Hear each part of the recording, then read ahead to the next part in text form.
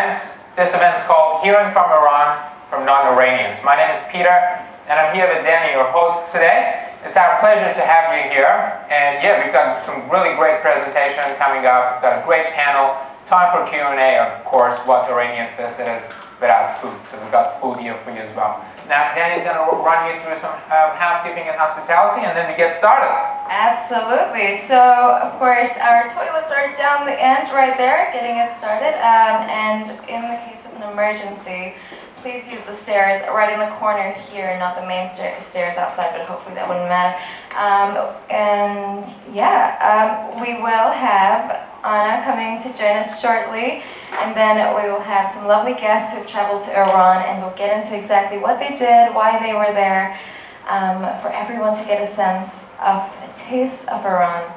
And of course, we intend to keep this event as free of any sort of political or religious agendas, so it's really more about the culture with you guys today. Oh, one more thing actually about masks. You're more than welcome to take them off indoors. It's just that the library has asked us to kindly ask you to have them on if you leave this room. We will start with A Iran, which is a nationally significant song, not a national anthem, but it's got a special place in our hearts, Iranian or not. And you're welcome to join us in standing while we enjoy this song, if you like. Please.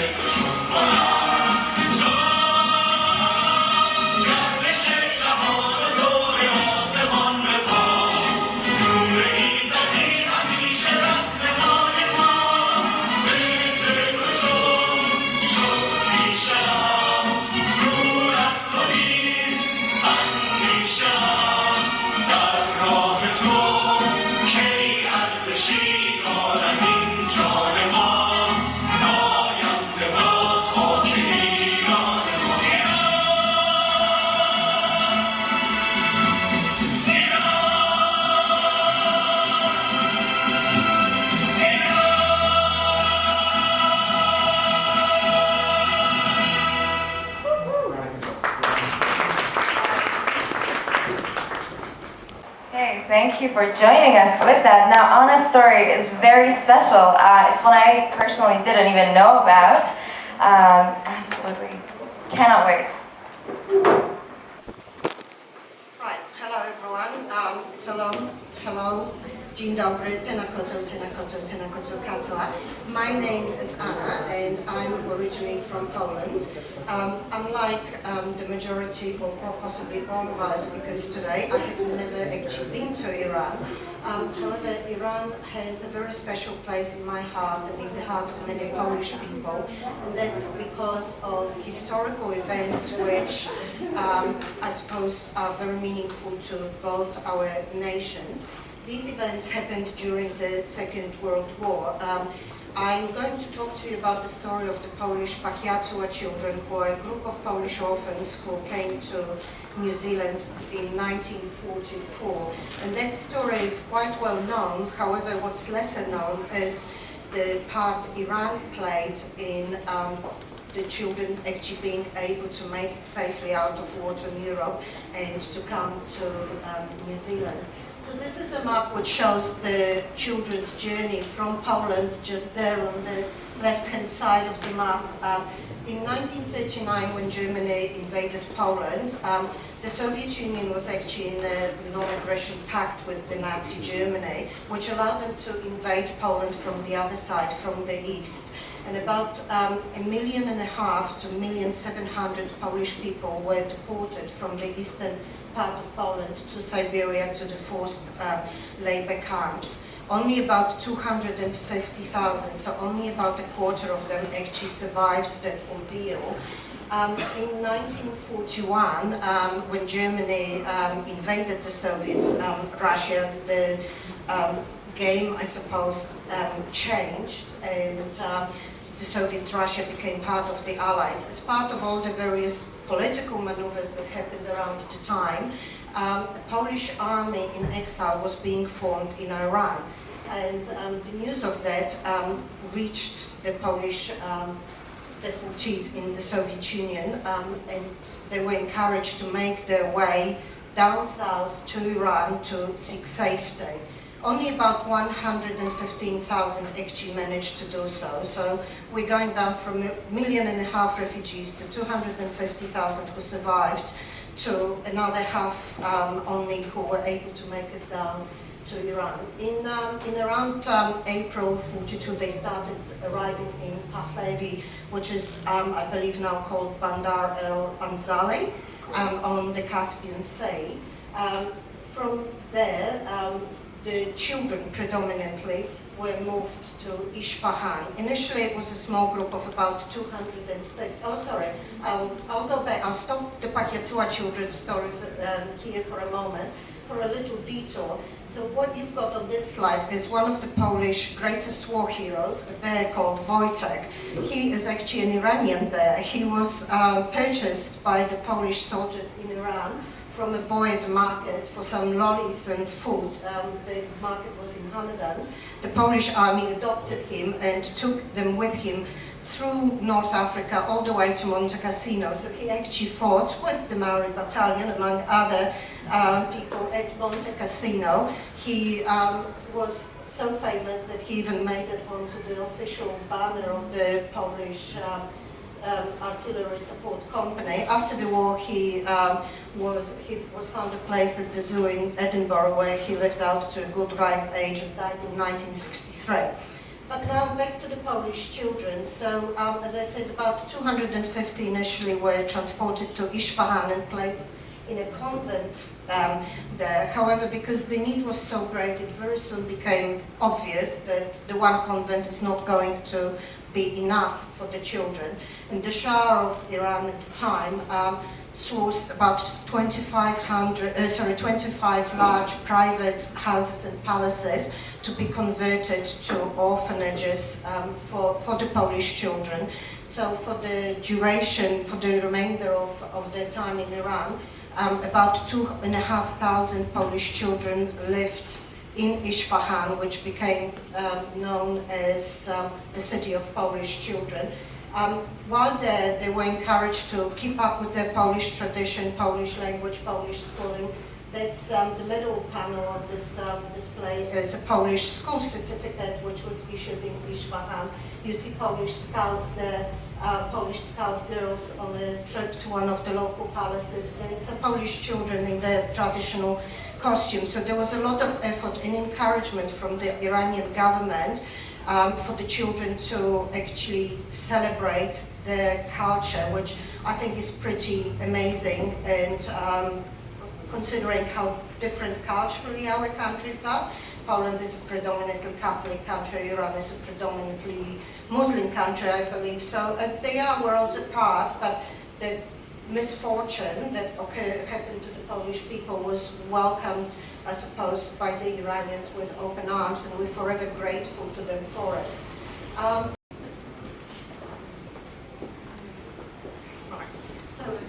At the same time as being encouraged to uphold their own Polish traditions, the children were also introduced to the Iranian culture. They were taught basic Farsi, they took part in activities like calligraphy, drawing, and also carpet weaving. We've got a photo here of some girls during the carpet weaving, and also with the finished product, which was displayed, I believe, when the Shah of Iran visited Isfahan. And the insert, the colored insert, is one of the carpets woven by the Polish children, which survives to this day. And just talking about the impressions of the children's, the children's impressions of Iran and the culture, I just wanted to read a short fragment from one of the memoirs of the children. Her name is Christine Tomaszek. She unfortunately died last year in Wellington. She says, there are different customs among different people in the world. We are taught in Home 5. Persian customs are not better or worse, just different from ours. Lying on my bed, I listen to all the different sounds and breathe deeply to take in all the wonderful smells around me. Now that I have come to know Isfahan, I understand where all the sounds and scents, which seemed so strange when I arrived, come from. The singing voice at night is the mullah calling people to prayer. The tinkling of bells is a herd of goats, or a caravan of donkeys or camels. The wailing comes from the funeral procession, and the gentle sound of hammering during the day is made by tiny chisels and hammers. The smell of the charcoal smoke, the taste of halva, the clinking of glass, the cups and the gurgling sound of water pipes that men smoke in the Persian tea houses are now all familiar to me. I know the smell of hot sand in the alleyway and of dust and wool in a carpet shop. And I try to gather and remember as many smells, sounds, and pictures of beautiful things in my mind as I can, so that I will take them with me when I go away. I know I'm only small, but my heart feels very big and full in Isfahan. The children in Isfahan, when they first arrived, they were in very poor health, in very poor condition, obviously, after 2 years of forced labor camps where a lot of them lost their parents, they were orphaned and so on. So I just wanted to emphasize the very important role Isfahan and Iran played in bringing the children back to not only physical health but also mental health, which allowed them to continue on their journey into the world. I need your help again, sorry. So here I've taken some photographs from the diaries of the Polish children showing, I suppose, how they saw Iran back in the day. They were taken on trips to some of the most memorable architectural landmarks of Isfahan. I believe the top corner is the Palace of 40 Columns. The other picture is an Armenian museum as well. Obviously, they also observed the people who looked very different to them, and all those memories remained very firmly in their minds for a very long time. One that always makes me giggle is the memory of pomegranates. Honestly, every single memoir I've read mentions pomegranates.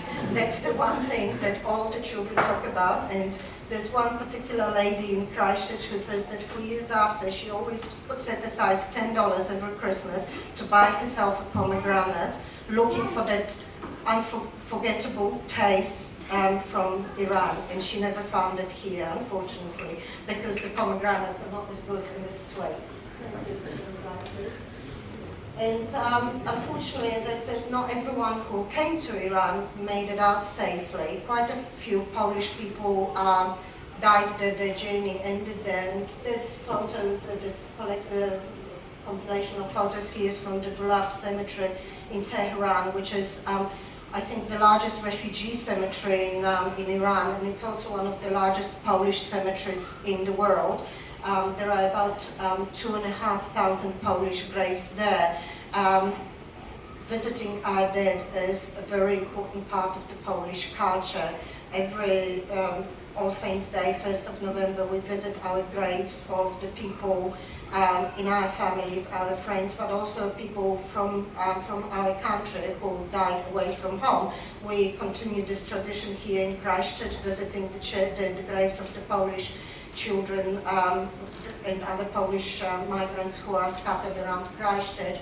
And the cemetery in Tehran it's a very important place for us as Poles as well, and I certainly hope that I'll be able to visit it one day.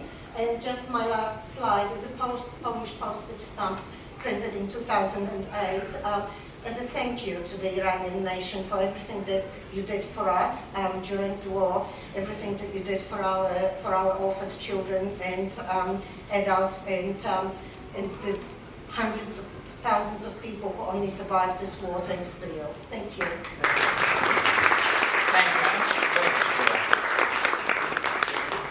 Obviously, Iran's role during the Second World War is one of the lesser-known stories, so it's really good to hear that. Thank you. I learned a lot. Absolutely, my goodness, there's so much there, and you will, just a warning, you will hear me say this very often, I didn't know a lot of that. As someone personally who left Iran at the age of 10, there is a whole lot of Iran that I have yet to experience. I mean, you see me like this today, but yeah, a lot of this was built outside Iran. So an event like this, you know, it's very significant to people like me, my sister, to really reconnect and to see that there is such a long line, you know, to go back. It's beautiful. And on that note, I might just get some of our next speakers to join us. Let's start with Dusan, right here. Please put your hands together. And we've also got Henry with us today. Thank you, Henry. And of course, we have Shirish.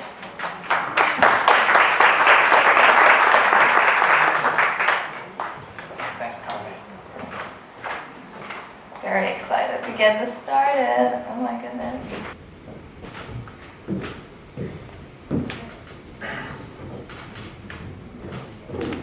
So, it would be really good for us to go over just where and why you guys got involved with Iran in the first place. So if you don't mind, we'll start over here. When did you, oh, you've got a mic, yep. I do not think, but I don't know. Am I loud enough without mic? I think you need one. It's an echoey room. First of all, dziękuję. You are Polish. I see. It's been nice to hear a little bit of history and where Wojtek and all other stuff over there. I mean, in my thoughts I continued, but many years after your people went, it's Anderson's army, I remember. I was in Iran, landed on Wednesday, 17th September 1980, early afternoon. On my way from, I'm originally from Slovenia, ex-Yugoslavia, and I landed through Kuwait. It was already kind of tension which you could sense in the air when we flew from Kuwait over Khorramshahr, Abadan, a little bit southern from Ahvaz, I think so, and landed at Mecca. In my wildest dream, I could not expect that 3 days after that I would be witnessing the war. Iraqi attacked Iran, and I saw even some bombing of the northern part of the camp, probably in Shemiran or Jamaran over there. So, in fact, the reason for visit was business. And all my visits over there, over years, there were 12 of them were always for business. But I used always opportunity to enjoy many other stuff apart of that. we organized trade fair, which was in northern part of Tehran, and that's time Prime Minister Bani Sadr opened it. In hotel where I lived, it was ex-Hilton, was some quite interesting guests. Among others was Pakistani President Ziaul Wow. and Yasser Arafat from PLO. They tried to meditate between these two countries involved. Blackout was a regular stuff every evening. So the torches were most in demand objects over there. I must say from the very beginning I started to enjoy Iran. Those circumstances were a bit unusual. The warmth of people, hospitable people, friendly, who always try to go out of their way to help us and to feel very comfortable like at home. Untamed beauty of Alborz Mountains about Tehran, boulevards with plains on each side which were watered every morning and every evening. It was something that a part of the whole cultural stuff which we experienced absolutely touched us profoundly. It is my first experience which ended with evacuation through ex-Bandar Pahlavi, which is Bandar Anzali in that time, Rash Bandar Anzali, and then in that time Soviet ferry, Sovietsky Azerbaijan to Baku. A little bit different trip than your people years ago. I do not know what would you like to know a little bit more. Otherwise, I will immerse myself in those memories. I don't have any stuff to give on screen because everything I got here and here. That's wonderful. Clearly. Let me talk about it. Absolutely, and with such excellent memory as well, isn't it? Quite good memory. That's brilliant. I'd say so, Thank yes. you. Thank you very much for sharing that. Now, Shirish, I understand that you've traveled to Iran for business as well. What were the surprising elements that caught you there? Oh, I might get you a mic, actually. yes. First of all, can I say Khoshamadi to everyone present here, That's welcome, by the way. and for giving me this wonderful opportunity. So, I grew up in India in the 80s under the Shah regime, and Iran was always fascinating place which I had never visited. My next touch point with Iran was when I hosted 5 Iranians in Christchurch. They were business people, and when they were talking amongst each other, I was trying to listen and find words which I could connect with. And then in 2015 came this opportunity from a company in Iran who wanted to distribute our Christchurch-made electronics product, Brilliant. and Middle East was my territory, so that gave me the opportunity to visit Iran, and I didn't know what to expect. And since you asked the question, what were the surprises, I went with an absolute open mind.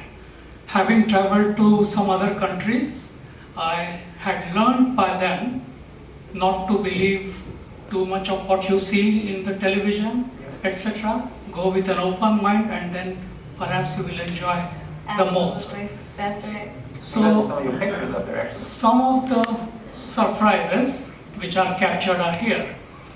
So yeah, that one. Yeah. So on day 1 in Tehran, we finished a seminar with different water engineers, and at the break, these 2 beautiful women came up and said, "Sir, can we take a selfie with you?" And before that I was imagining, what would the women of Iran be wearing? Would they be having the full hijab? Would they be wearing Western outfits? What would it be? So that's, I think, a classic start to my Iran experience. That's right. 2 girls wearing the hijab, which is the scarf over their head, and themselves approaching me for a photo. So that's how it started on a very positive note, and that positivity never ended. Good to be welcomed well. Yes, the next one, please. So on the second night, my host, 3 business directors together, they say, we want to welcome you for a home meal. Would you be okay with that? And I said, as long as you know that I am a vegetarian, I do not eat any kind of meat, eggs are okay, but I am vegetarian. They said, no problem, you will be well catered for. So, yeah, this must be quite interesting as well, because you don't really find vegetarian restaurants to begin with in Iran, let alone vegetarian dishes. I mean, the rice is vegetarian, but it's always That's almost about it, yeah. accompanied by some sort of meat. Yeah. and I'll come to that in a moment. Yeah. Dani. So this is a family home. The lady of the house had prepared all the meals, and she spread this wonderful meal over the table, and she explained everything. And everything which you see is vegetarian. And the host, there were 7 other people, so I asked them, what about your food? They said, we are all being vegetarian tonight. And I tell you, that's a big sacrifice. the people, the warmth of the people of Iran, I have experienced it in different ways.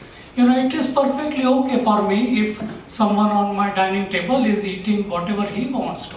I am a vegetarian, but I won't necessarily want them to change anything. But here the entire family had become vegetarian for me that evening. And it just, strengthened that connection on my second evening there. Next one, please. And then, because I am a vegetarian, my hosts there found things in their own city which they didn't know exist. So this is a restaurant, Iranian Artist Forum, right in the center of Tehran, serving entirely vegetarian food. I didn't know that. Most people in Tehran were actually surprised there is such a place there, and it served delicious, healthy food right in the center of Iran. And our hosts said, we are discovering our own country through your, in brackets, crazy requests. So this was the next one, and next. And again, this is yet another restaurant in the center of Iran, which is entirely vegetarian. So my anxiety, how I as a vegetarian, am I going to survive in this country where vegetarian food is perhaps not so common, it very quickly got taken care of. Next. It's really good to hear. The next surprise, having traveled in Middle East, Dubai, Kuwait, Saudi Arabia, all we see is sand and palm trees. That's our impression of Middle East. Iran has snow mountains. I have seen more snow in Tehran than I have seen in Christchurch. And Manik, my wife, was with me. This was on the last trip in October 2019, where we were welcomed by this snow right in Tehran. And this is north part of Tehran. These are the views from our hotel room looking north towards the hill. You could be in Queenstown. Well, not quite. Queenstown doesn't have this kind of mountains. Yeah. Sorry. Definitely not. I'm a little bit offended. No way. Next, please. Religion. Yeah. I know we are not going to talk of religion, but I had not expected to see a fully functional church in Iran. And the next few photos, if you can scroll through, very well preserved, well maintained church. And I had the privilege of seeing not only the church, but actually a Holy Bible. Next, please. One more. that is the And Bible. that's the Holy Bible written in Persian script. And isn't it amazing that you go to these places and you see this plethora of experience? this one is not a church, but it is a Zoroastrian temple. Now, Zoroastrian was the religion of Iran, and there are temples in Iran where that religion is still present and live. There is an eternal flame which is kept going at such temples. And again, it was a wonderful opportunity. Now, let me also share this story. Yeah, that's in Yazd. Yeah, That's right. that one's in Yazd, this one's asking me. You know what, I'm just, I had a little bit of a sneak peek of these photos, I won't lie to you guys.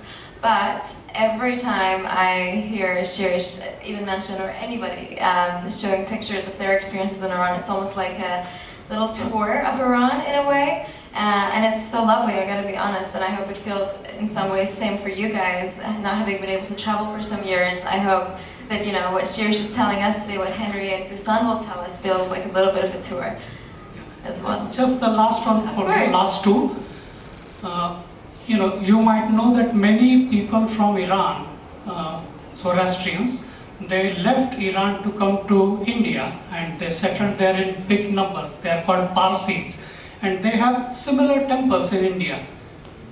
I don't know for what reason, non-Parsis in India are not allowed to visit those temples. So although in Bombay, I know where those temples are, as a non-Parsi, I cannot visit them. But in Yazd, I could. Wasn't it so special? So religion which we in India could connect very closely with, and we knew it came from the neighboring Iran. I could visit their Agyari, or the fire temple there. And the last one, if I may, this is not a surprise for me, it was the surprise for my host. I'm a lover of trains. I like to travel by trains anywhere and everywhere in the world when there is a train. So when we were in Yazd, I said, Iraj, can we go back to Tehran by train? He said, are you sure? I said, yeah, I would love to experience an Iranian train. So we went on this train, which was a fantastic experience. And my host, he said, Shirish, thanks to you, this is the first time I'm actually experiencing in an Iranian train. So it was a surprise for him, not so much for me. I think I'll stop there, otherwise I'll be speaking all evening. Thank you very much, Shirish, actually. We do Wouldn't that have be really nice lovely? railways in Iran, very beautiful scenery, and you go past, yeah. Absolutely, it's a lovely tour, and we will actually get Henry, because you guys actually traveled at about the same sort of year. Henry, you were there in 2015? About this time, 2016. Exactly, there in 16, perfect. And I wonder, in your experience being there, of course, Shirish had some lovely stuff that stood out to him. What was that for you? So my main experience of Iran probably sort of happened quite soon after we arrived, and I think that what that was the sort of shattering of every preconception that I'd had about the country before being there. I mean, you know, the information imbalance between the reality and what we understand from the news and from the political cycles is quite disconnected. And so, you know, going there as a dual national of the United States and New Zealand, we were sort of worried about, you know, we were traveling on undeclared US passports and worrying about, you know, what happens if we get found and you know, sort of entering the country with these concerns for, you know, what the experience would be like. Would we be welcomed? Would we feel safe? Are we putting ourselves in danger? And really from the moment that we arrived, it was, you know, everything was shattered. Imagine the anxiety you might have going in, and you know, you hear, oh my gosh, you know, you have an undeclared US passport, and then if you can speak up a little bit as well. Sure, so. Thank you. Is that better? Yeah. So certainly some anxiety around that experience. But then, we entered Iran into Tabriz, and we had actually picked up a hitchhiker in Georgia and driven through Armenia with her, and so, you know, we had the fortune of having a translator helping us navigate what was one of the more difficult border crossings I've ever traversed. And so we managed the border crossing, and we were moving through and arriving in Tabriz, and you know, this the first moment of terror sort of came up, we had a police officer pull us over, and you know, he was sitting on the side of the road thinking, oh gosh, they're going to search us and they're going to find our US passports, and you know, the gig is up and everything, and we wound down the windows, and he put his head through and started speaking in Farsi, and our companion translated for us, and he said, you know, the officer wants to say hello and to welcome you to Iran, and to thank you for being here, and hopes you have a wonderful time. And so I think that from that moment onwards, where we sort of lightened up and changed our expectations of what the next few weeks would be like. And What a relief that must have felt like. But why were you there in the first place, coming in from the border in Tabriz instead of through the airport? So we were on our way from doing a short journey from London to Mongolia, driving a Toyota hatchback, a journey that I recommend to anyone. But yeah, no, it was Armenia we entered, and exited into Turkmenistan 3.5 weeks later. Gosh. Like, that sounds really exciting. Henry, I hear you had some interesting experiences in Iran acquiring alcohol. Well, towards the end of our time there, we ended up with a young couple who were hosting us through the couch surfing the community, and we ended up spending about a week and a half with them due to car problems that tend to happen if you're driving a 500-pound car from London to Mongolia. And so we ended up, spending a week and a half with them and really getting to know them. And so on our last night there, they invited us to have a shashlik and whiskey with them. Nice, that's a good combo. Definitely recommend. Agreed, completely agree. I don't eat meat anymore either, but back then it was quite a treat. But yeah, no, it was quite a interesting comparison between life in New Zealand and life over there. You know, you'd have friends here, and they'll have their weed dealer who will come around, and over there you've got your Scotch dealer or your vodka dealer, and he turns up with a coat and he opens it up and says, I've got all of these different things. It was just quite one of the few experiences that we had that really showed that as much as we might identify different culturally on a macro level, really in most ways we're kind of the same people all over the world. That's so awesome. interesting, yeah, and I want to take this opportunity to thank everyone and our speakers again, because we're getting such a good, big range of experiences. I mean, right before the Iran-Iraq war happened, you wouldn't have had any trouble acquiring some whiskey, I imagine.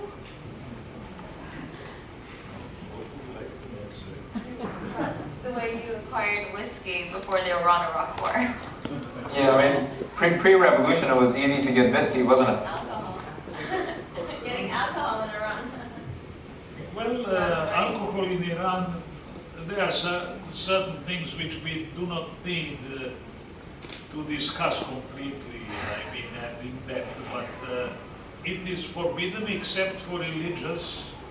What gentleman mentioned, Armenian church. Armenians are permitted to use wine in time of a religious feast. At the end of the day, alcohol is not some big issue, to be very honest, and especially in heavy traffic over there, with not always up-to-date tires, because they were pretty expensive at that time on Iran Khodro as I remember. Iranians are one of the best drivers in the world, what I witnessed. I mean, Italians who are quite well known in Europe could maybe be in primary school only comparing to Iranians. I'm not sure that you've ever seen the blue trucks that roam around the countryside. Some of the most terrifying road experiences I've ever had. But you gotta understand though, Henry, Nusa and you were in Iran quite different times. So the driving culture has improved a lot. Or They closed down the driving schools. or declined, I don't know, yeah. Those were the days. Budget shortage? When Danny asked me about 3 things which I could pick up let's say, out of my experience with Iran, I was thinking it's difficult to pick up only three things. But the first would be people, the second would be nature, and the third would be culture. People are extremely hospitable, extremely friendly. Iranians know the meaning of taruf, fake and genuine taruf. I mean, specially exercised to foreigners. And it is something that reminds me a little bit to part of my world where I came from. When you offered something, you would refuse, and you must refuse at least 3 times to be polite, and to be offered 4 times. At the end, you would accept, let's say, a shot of drink or whatever it is. I'm part Montenegrin, it is southeastern part of Yugoslavia, and the heritage over there is quite similar. So it wasn't very difficult to understand, but it's interesting to be part of that. It is ritual, it is something very nice, it is not straightforward or whatever it is. Like here, when you're offered, if you refuse, you refuse. Okay, amazing. I mean, one of the moments where we intersected the culture and people was when a certain gentleman, his name was Mohseni, in Tehran, he was our buyer of some technical stuff from my country. Unfortunately, it happened that one shipment wasn't up to the standard, so I went over there to resolve the claim. Claim was in certain amount, not extremely high, not so small, less than $100,000, let's say, which in business is not such a big deal. Definitely he was right to make that claim, and there was no doubt that it would be accepted. But before we started to talk, normally we ask each other about the health and all other stuff, the matter of politeness.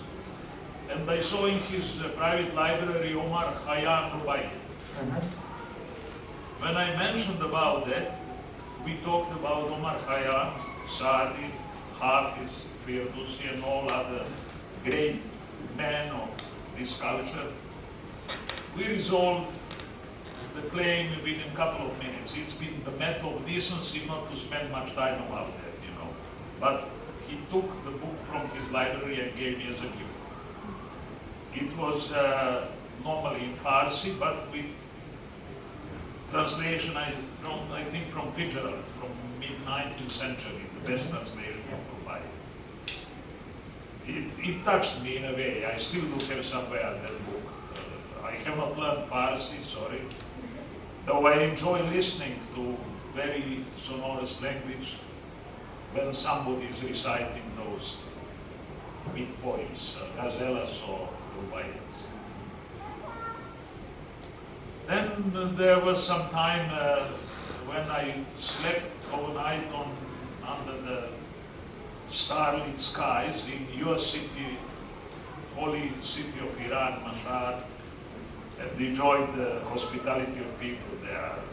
Then there was time when the flight was cancelled from Mashhad to Tehran, and we went by taxi.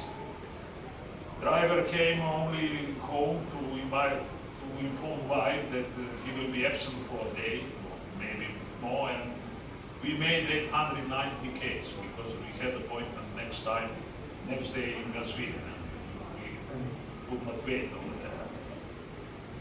There were great moments. I mean, there was time when I managed to reach the highest up to now, probably for the whole life, reached peak. It is Tochal.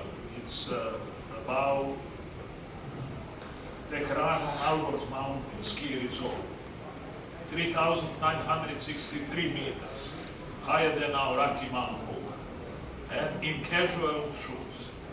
Normally, Skyride brought me maybe 150, 200 meters less than peak, and it was not difficult to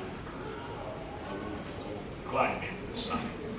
Well, I don't know, I would disagree. It's hard for me. I'd like only to mention something gentlemen mentioned before. Religion I know, as well as politics are out of discussion, and no need to spend much time on that. But it's interesting, I entered practically more religion sites in Iran than somewhere else. I mean, I'll tell you. I mean, I did not enter Imam Reza Imam in the except courtyard in Mashhad, which is normal. I'm not Muslim. But I was in Zoroastrian temple in Shiraz. I was in Sixth temple in Tehran. I met Jewish people in Tehran who lived there. They're in Isfahan, about 1500, I think so. Some were owners of some jewel shops. I did not have a single problem about it, honestly. So, understanding, tolerance, or consideration, whatever you want. I mean, that was the truth. That's awesome. Yeah. Thank you very much for sharing that You experience. might hear me a little bit more later, otherwise I might seize this mic. Now, Shirish, you've mentioned earlier you traveled through a wide range of countries throughout the Middle East because that's your territory at work. Am I correct? Yeah. Yeah. So tell me, and obviously being from India, what sort of cultural parallels did you see, between different countries that you traveled to in India and Iran? Could you be able to talk a little bit to us about that? Thank you. Yes, certainly. Well, India and Iran were neighbors, so there are different cultural commonalities, but I will share a few. So you do have a bit of a history as well, like Iran and India. Of course, they are Persian civilization, and next to the Indian civilization, there was a lot of cross-cultural communication in terms of music, arts. I know some of the words are also same, like Meenakari, metal word. It's exactly the same word we use in India even today. But let me share this experience. My wife Manik and I were having a breakfast buffet where this group was reciting, and I approached them and I was talking to them about the instrument, which in India is called santoor. I'm not sure what the Persian word is. Santoor. Santoor, very similar. And so I said, it's very soothing and very nice. And then he was asking, where are you from? So I said, I'm an Indian New Zealander. And by the time I get back to my table, they started playing Indian movie songs on santoor. And it's spontaneous from the heart. There was no request made, nothing. It just comes out naturally. Brilliant. And it will remember with me for life. I don't remember the song, but I do remember that they played an Indian movie song. Next So one, lovely. please. But Indian songs are very, very well known in Persian communities in Iran. So I know. I didn't know many that. here who can attest to that. Absolutely. And my hosts, they would suddenly start singing Awara Hum, which is a very old Indian song, and he knew it by heart. And they said they grew up with that, but many people in this room may not be able to relate. The other thing is glass work. We find in many Indian forts and palaces the dazzling glass work, and we call it Sheesh Mahal. So glass palace. And I think that's exactly the same phrase used in Iran or Persian, right? Yeah. So there are, I think, a couple of photos which again show the connection and the cultural exchange. Next, please. Yeah, so there's another one. Next, please. Next, please, Hassan. Yeah, I was lucky to be there at this time of the year where the flowers called gul, rose, they are picked up and then they are processed to make perfumes, rose water, gulab. Funnily enough, that's where India has got it wrong. Gulab means rose water. In India we call the flower gulab. So what I learned I learned that in Iran. So here, the process of collecting That's in Kashan. kashan, Yes. and the whole city is fragrant with Beautiful. roses, and anywhere you go, there is rose water for free, just as you walk, because it can be quite warm, and it's so soothing just to have that rose water, and you don't have to pay anything. Just smile, say mercy, and move on. It's a nice drink they make with it, isn't it? Yes. Very nice. Oh yeah. Yes, I can see some of my Indian friends laughing. It's a very traditional Indian sweet called jalebi, very high sugar syrup content, and I found this on the in the bazaars of Tehran. Next, please. You talk too much about food, my friend. I'll stop. This was again an interesting experience. My host, after the day's meeting, said, "What would you like to do in the evening, Shirish? Would you like to go to a mall or a sauna type of a relaxation thing?" I said, "No, we should go to a bazaar."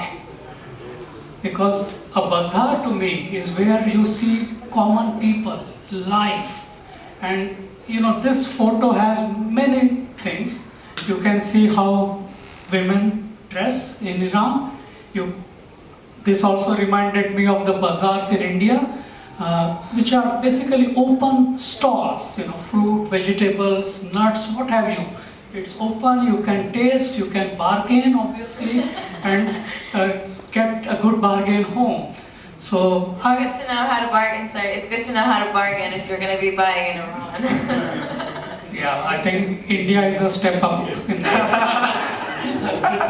Now, if I'm not mistaken, there's a picture of the Central Bazaar in Iran. In Correct. Tehran. That is Yes. Tehran. It's brilliant because you get all sorts of different industries. Like there, you got metal work. Silk, metal Yes, utensils. exactly everything. Yeah, it's And brilliant. then we went, after spending some time in the bazaar, to north of Tehran called Darband. So it's along the hill and there are shops.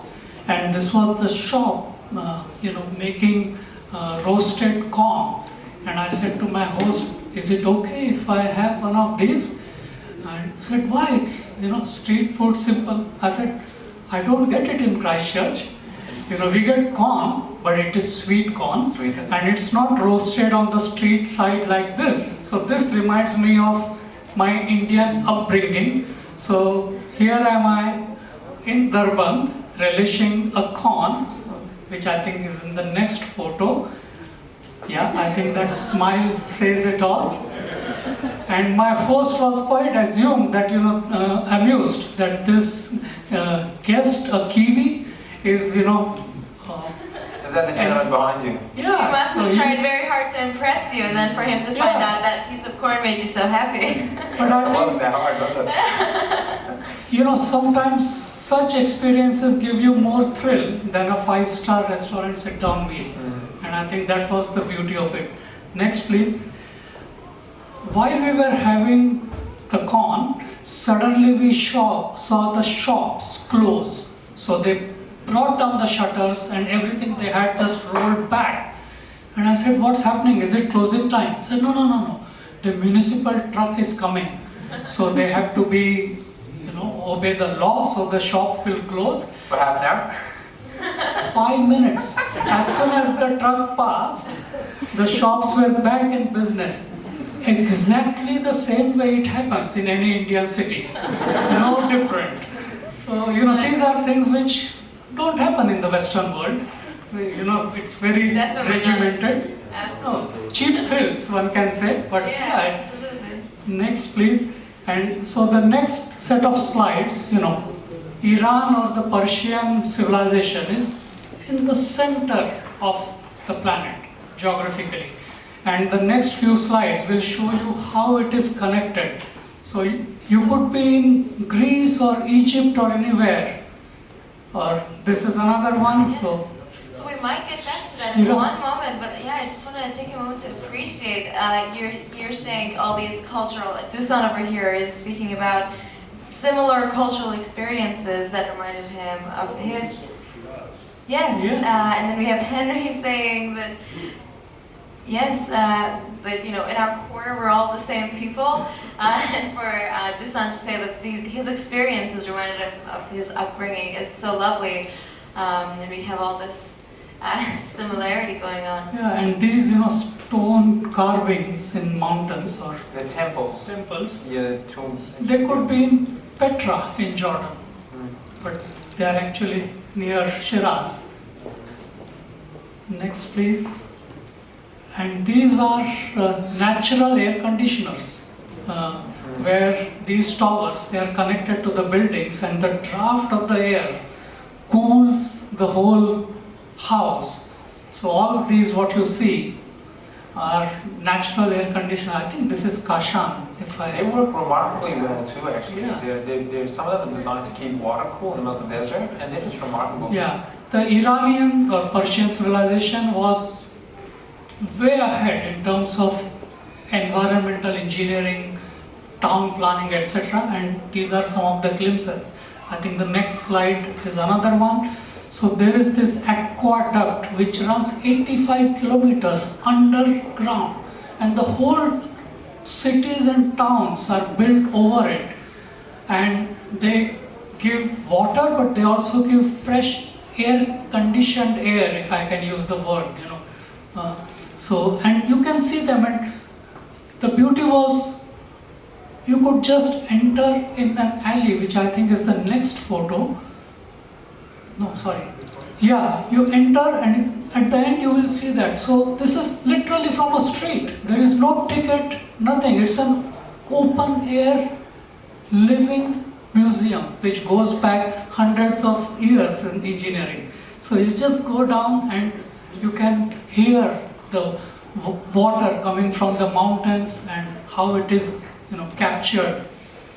And this it's a city built over itself. So each house takes the previous house's roof as the base, and it gets built over it. This is in north near Rasht. Yeah. That's I think there is, the name is in the next slide. Again, a unique experience, and this is a city street. So alleyway, to yeah. go from one level to another, you simply go through this staircase, and you go to the other level and Definitely explore not a that. drive-through. Yeah? Definitely not a drive-through. No, and it's not even one way. So you just give way to someone coming from the other side. So that's the historical city of Masule, and extremely well maintained. Next, please. I think which is the last. So this is interesting, where you could contrast it with Christchurch City Council's head office. So Do we have anybody here from this is the City Council of Masule, a simple historic building, obviously functional. That's right, yeah, goodness. That, I think well, that is hopefully it. it's functional. I don't know if it looks very functional. It is really a good chance for me to mention as well. There were multiple times when I felt like saying this, but these stories just wrap you up and take you somewhere else. So I might take this opportunity to thank Hera and all of our volunteers who made this happen. It is really a big effort. I mean, conversations with all of our panelists started way back, and for them to dedicate this time, and for them to come here today and join us, for you guys to be here. Another person to thank would be Mr. Das Babe, who is responsible for these lovely posters of Iran that we can share with you today. And I definitely recommend to everyone to have a close-up look. Thank you so much, Mr. Das Babe.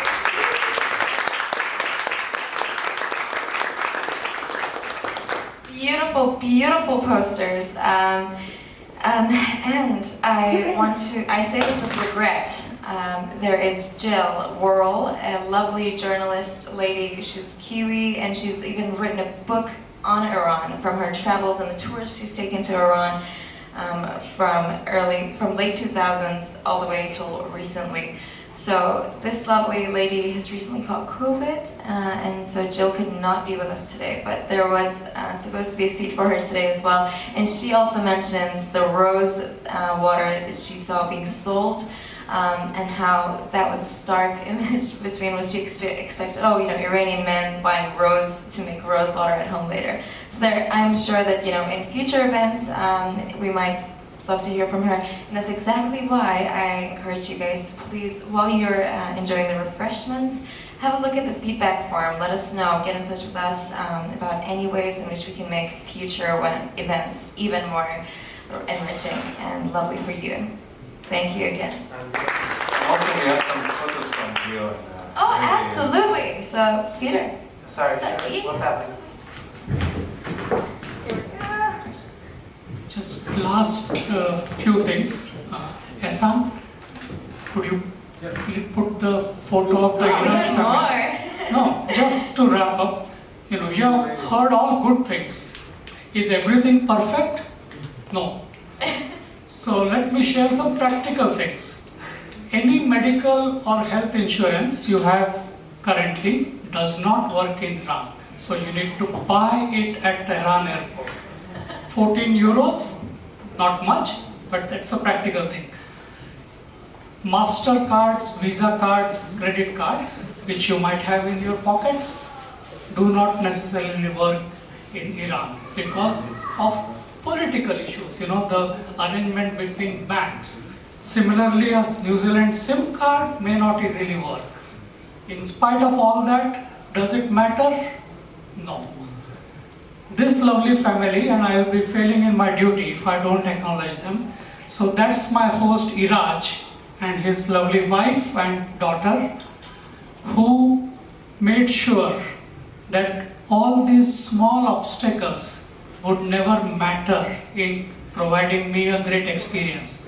I never paid a cent out of my pocket once I was in Tehran airport. So as hosts, as business hosts, they basically took care of everything. So what if my credit card doesn't work? I actually didn't have to pay. So I know, the hospitality of the people of Iran is well talked about. I have experienced it not once, 6 times. So thanks to this family, I'm sure, they would be watching the video when we have it ready. And I consider myself lucky that, I met such lovely people who made this whole journey of my 6 visits to Iran so nice that I'm sitting here sharing a glimpse of it with all of you. And thanks to Hero and the whole team for this wonderful opportunity. Right. Thank you very much. Absolutely. We're very thankful to our Academy for creating this opportunity. And there is an extra special little surprise. It's actually their birthday. So it's the first year of Kira Canterbury Academy being established, and that's what this cake is over here for us to enjoy. Do we have some music to accompany that? Happy birthday to you. Happy birthday to you. Happy birthday, dear Canterbury Kira Academy.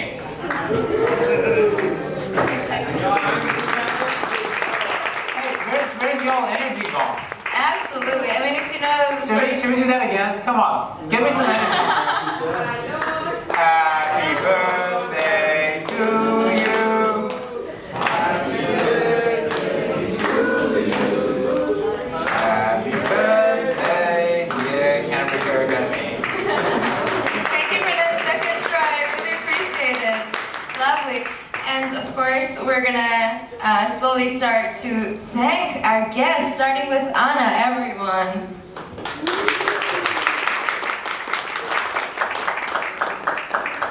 Thank you very much, Thank Anna. you. And maybe if we could have a photo with Ehsan there, if we could come over here. Yeah. Just,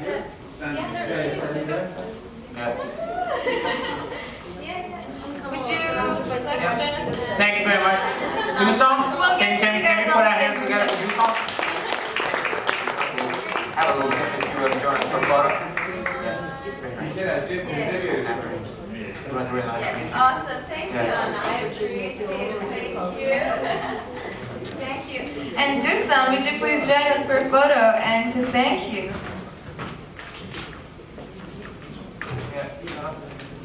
Lovely. Henry, I might get you to join us downstairs as well. Please. Thank you very much. Really nice to have you up there. Sure. And I tell you, the pleasure has been all ours, I tell you. Yeah. Lovely, lovely. Henry?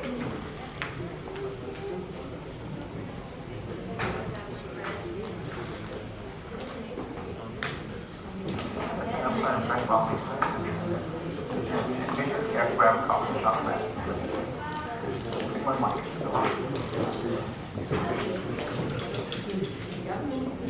Thank you, Henry. So lovely. Cheers. Thank you. Last but not least.